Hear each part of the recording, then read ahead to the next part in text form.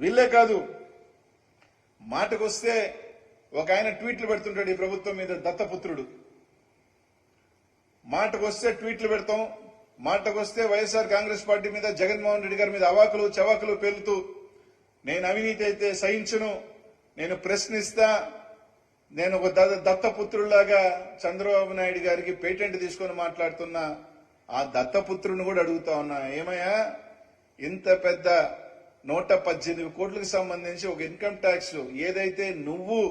మద్దతు తెలుపుతున్న బీజేపీ ప్రభుత్వం, నువ్వు ఏదైతే మద్దతు తెలియజేస్తున్నా, ఈరోజు బీజేపీ ప్రభుత్వం సంబంధించిన ఏజెన్సీ ఈరోజు ఒక నోటీస్ ఇస్తే కనీసం ట్వీట్ కూడా పెట్టుకున్నా, సరే షూటింగ్లు చేసుకుంటున్నావు, హైదరాబాద్ లో ఉన్నావు, మంచిదే, కానీ కనీసం ఒక ట్వీట్ కూడా పెట్టలేకపోతున్నావు అంటే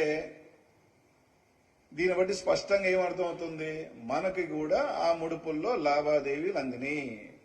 మనకి కూడా నీకు కూడా సంబంధించి ఖచ్చితంగా ఎంతో కొంత ముట్టుంటేనే ఈరోజు మెదలకుండా, కనీసం ఒక మాట కూడా మాట్లాడకుండా ఈరోజు చంద్రబాబు నాయుడు గారిని రక్షించే ప్రయత్నం ఈరోజు చేసే కార్యక్రమం కాదని అడుగుతా ఉన్నా. ఈరోజు వాళ్లే కాదు, ప్రతిపక్షానికి సంబంధించిన